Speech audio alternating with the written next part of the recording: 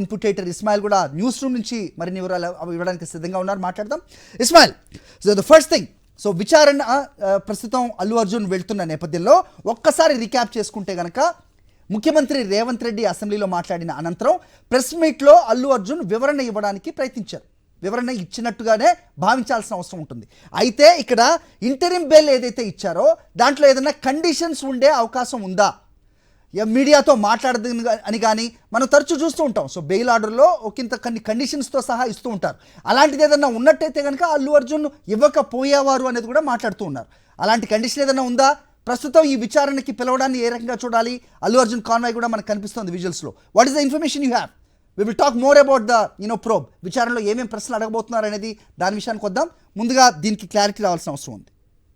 డెఫినెట్గా హరి, ఒకసారి మనం చూసుకుంటే డిసెంబర్ 4న జరిగినటువంటి సంఘటన తర్వాత చాలా ఒక క్రొనాలజీ మనం చూస్తున్నాం. ఇప్పటి వరకు ఈరోజు అల్లు అర్జున్ విచారణకు బయలుదేరారు. తన ఇంటి నుంచి కుటుంబ సభ్యుల్ని కలిసి ఆయన విచారణకు వెళ్తున్నటువంటి దృశ్యాలు చూస్తున్నాం. మరొక 10 నిమిషాల సమయంలోనే ఆయన చిక్కట్పల్లి పోలీస్ స్టేషన్కి వెళ్తారు. అక్కడ విచారణ చేసేటువంటి అవకాశం ఉంది. ఏదైతే ఈ కేసుకు సంబంధించి ఆయనను డిసెంబర్ 13న అరెస్ట్ చేయడం జరిగింది. అదే రోజు హైకోర్టులో వాదనలు జరిగాయి. ఆయన తన మీద ఉన్నటువంటి ఎఫ్ఐఆర్ను క్వాష్ చేయాలి అనేటువంటి ప్లీ, దాంతోపాటు ఇంటీరియం బెయిల్ ఇవ్వాలి అనేటువంటి ప్లీతో ఆయన పిటిషన్ వేయడం జరిగింది. ఆ రోజు విచారణ సందర్భంగా కూడా మొత్తం విచారించిన తర్వాత ఆయన మీద ఉన్నటువంటి సెక్షన్స్లో చాలా స్ట్రాంగ్ సెక్షన్ ఏంటిది అంటే culpable homicide not amounting to death. ఈ సెక్షన్ అనేటువంటిది చాలా స్ట్రాంగ్ సెక్షన్. ఈ సెక్షన్ అనే ఏంటిదంటే ఒక మనిషి చావుకు కారణం కావడము, అది ఈ అంటే తనకు తెలిసి తెలియక ఈ మొత్తం ఇంటెన్షన్ ఉందా ఇంటెన్షన్ లేదా అనేటువంటి డిఫరెన్స్ థింగ్. బట్ ఒక మనిషి చావుకు కారణం అయ్యారు అనేటువంటిది అనేది ఉన్నటువంటి. బట్ ఇస్మాయిల్, ఆ సెక్షన్ ని కరెక్ట్ గా చూసుకుంటే కనుక ఇంటెన్షనల్లీ అనేది ఖచ్చితంగా ఉంది కదా ఆ సెక్షన్ లో. అది ఇంటెన్షనల్ గా చేశారా అన్ఇంటెన్షనల్ గా చేశారా అనేది పక్కన ఉంచితే that comes into the second part of that section. అంటే ఆ సెక్షన్ ఏం చెప్తుందంటే కల్పబుల్ హోమిసైడ్ అనేటువంటిది ఒక మనిషికి చావుకు కారణమయ్యారు అనేటువంటిది ఆ సెక్షన్కి సంబంధించినటువంటి ప్రధానమైనటువంటి ఇది. సో మనం ఇది చూసుకుంటే దీని తర్వాత ఏదైతే ఉందో అది ఇంటెన్షన్ ఉందా లేదా అనేటువంటి దాని మీద ఈ మొత్తం ఇన్వెస్టిగేషన్ జరగబోతుంది.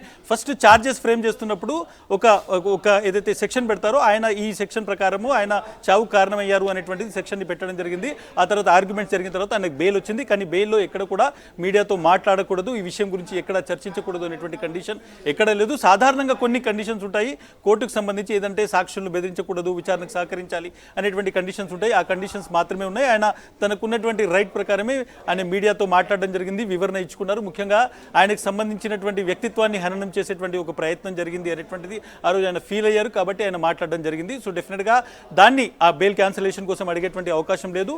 ఈ రోజు ఆయన విచారణ కూడా ఎందుకు వెళ్తున్నారు అంటే ఒకవేళ ఆ రోజు ఎఫ్ఐఆర్ క్వాష్ చేస్తే ఈ రోజు విచారణకు వెళ్లాల్సినటువంటి అవసరం లేదు. బట్ క్వాష్ కాలేదు, ఎఫ్ఐఆర్ అనేటువంటిది కొనసాగుతుంది, ఛార్జెస్ కూడా ఉన్నాయి కాబట్టి విచారణకు సహకరించాలి అనేటువంటిది కూడా కోర్టు చెప్పింది. కాబట్టి ఎవరినైనా విచారించవచ్చు అని చెప్పింది. కాబట్టి ఈ రోజు ఆయన విచారణకు వెళ్తున్నారు. ఒకవేళ విచారణకు వెళ్ళకపోతే ఆయన సహకరించట్లేదు అనేటువంటి ఛార్జెస్ని మళ్ళీ ఆ పోలీసులు ఫ్రేమ్ చేసేటువంటి అవకాశం ఉంటుంది. బట్ ఆయన ఈరోజు విచారణకు హాజరవుతున్నారు. కొద్ది క్షణాల్లో పోలీస్ స్టేషన్ కూడా వెళ్తారు. కాబట్టి ఆయనకు విచారణలో ఏం అడగబోతున్నారు అనేటువంటి డీటెయిల్స్ కూడా ఎక్స్క్లూజివ్గా మన దగ్గర ఉన్నాయి. హరి, రైట్, ఎలాంటి ప్రశ్నలు సంధించబోతున్నారు మనం చూసాం. సో ముఖ్యమంత్రి అసెంబ్లీలో మాట్లాడారు.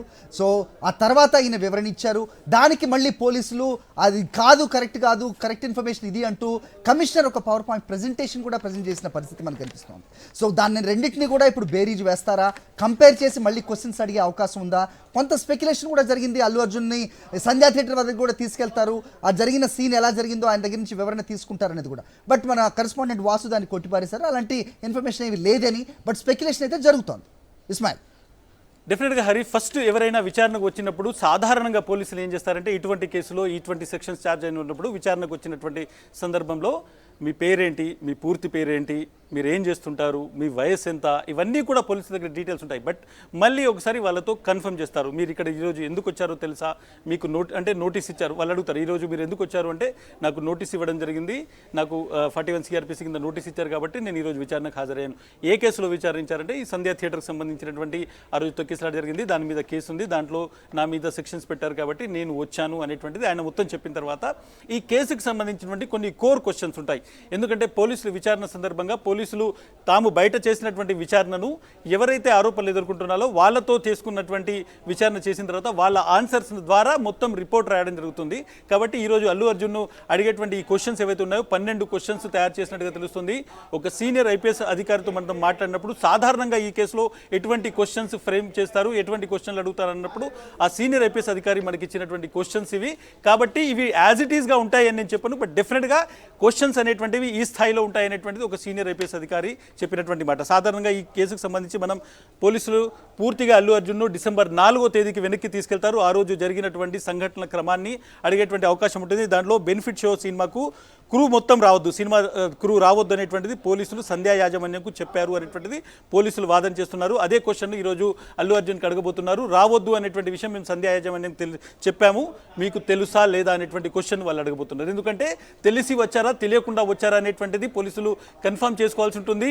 కాబట్టి సంధ్యా థియేటర్కు నోటీసులో మేము రావద్దు అనేటువంటి మాట చెప్పాము, పర్మిషన్ డినై చేశాం. కాబట్టి ఈ విషయం అల్లు అర్జున్కు తెలుసా లేదా అనేటువంటిది అల్లు అర్జున్ అడిగి డైరెక్ట్ తెలుసుకోబోతున్నారు. రెండో విషయం, పోలీసు అనుమతి లేకుండా మూవీ క్రూ రావద్దన్న విషయం తెలిసిన తర్వాత కూడా మీరు ఎందుకు వచ్చారు అంటే థియేటర్కి ఎందుకు వచ్చారు అనేటువంటిది ప్రధానమైనటువంటిది. అంటే మీరు తెలిసి వచ్చారా, తెలిసి వస్తే ఎందుకు వచ్చారు, ఇది నేరము, ఇది తప్పు అన్న విషయం మీకు తెలుసా అనేటువంటిది క్వశ్చన్ కూడా అడిగేటువంటి అవకాశం ఉంది. దాదాపుగా అల్లు అర్జున్కు సంబంధించినటువంటి స్టేట్మెంట్స్ మనం చూస్తే పర్మిషన్ ఉంది అనేటువంటి భావనతోనే నేను వచ్చాననేటువంటి ఆన్సర్ అని చెప్తూ వస్తున్నారు. మోస్ట్లీ ఈరోజు విచారణ కూడా అల్లు అర్జున్ అదే చెప్తారు. ఎందుకంటే ఆయన ప్రెస్ కాన్ఫరెన్స్లో చూసాము, ఆ తర్వాత ఇచ్చినటువంటి వివరణలు చూసాము. నేను అక్కడికి వెళ్ళినప్పుడు పోలీసులను స్వాగతం పలికారు, కాబట్టి నాకు పర్మిషన్ ఉందనేటువంటి ఆలోచనే ఉంది, పర్మిషన్ లేదు అని నేను ఎప్పుడు అనుకోలేదు, లేదు అని తెలిస్తే నేను వెళ్ళేవాడిని కాదు అనేటువంటిది కూడా అల్లు అర్జున్ చెప్పారు. కాబట్టి పర్మిషన్ ఉంది అనేటువంటి భావనతోనే వెళ్ళాను అనేటువంటి ఆన్సర్ చెప్పేటువంటి అవకాశం ఉంది. ముఖ్యంగా చాలాసార్లు అల్లు అర్జున్ ఆ థియేటర్కు నేను సినిమా చూడడానికి 20 ఏళ్ళ నుంచి వెళ్తున్నాను అనేటువంటి మాట పదే పదే చెప్తున్నారు. దీన్ని ఒకసారి పోలీసులు క్రాస్ చెక్ చేసేటువంటి అవకాశం ఉంది. 4th క్వశ్చన్ వరకు మనం చూసుకుంటే, గతంలో సినిమా చూసేందుకు ఎన్నిసార్లు ఈ థియేటర్కి మీరు వచ్చారు అంటే మీరు మీ సినిమా చూడడానికి వచ్చారా, మీ సినిమా రిలీజ్ అయిన ప్రతిసారి ఇక్కడికి వస్తారా, లేదంటే ఇతరుల సినిమాలు చూడడానికి కూడా ఇక్కడికి వచ్చారా, ఇటువంటి క్వశ్చన్స్ని అడిగేటువంటి అవకాశం ఉంటుంది. ఇది ఒక పెద్ద డెవలప్మెంట్గా చూడాల్సి ఉంటుంది మనం. ఎందుకంటే ఒకవేళ ఆయన కంటిన్యూగా ప్రతి సినిమాకు తన సినిమాకు అక్కడికే వస్తున్నారు అన్నప్పుడు పోలీసులు డిఫెన్స్లో ఉండేటువంటి అవకాశం ఉంది. పోలీసులకు ఆయన ప్రతి సినిమాకి వస్తున్నారు కాబట్టి ఈ సినిమా కూడా వస్తారు, కాబట్టి సెక్యూరిటీ ఎందుకు పెట్టుకోలేదు అనేటువంటిది పోలీసుల వైపు తప్పుండేటువంటి అవకాశం ఉంది. కాబట్టి ప్రతి సినిమాకు ఆయన వచ్చారా, వస్తే రిలీజ్ రోజే వచ్చారా, రిలీజ్ అయిన తర్వాత వచ్చారా అనేటువంటి ఇటువంటి సప్లిమెంటరీ క్వశ్చన్స్ కూడా ఈ ప్రశ్నకు అనుబంధ ప్రశ్నలు కూడా పోలీసులు వేసేటువంటి అవకాశం ఉంది.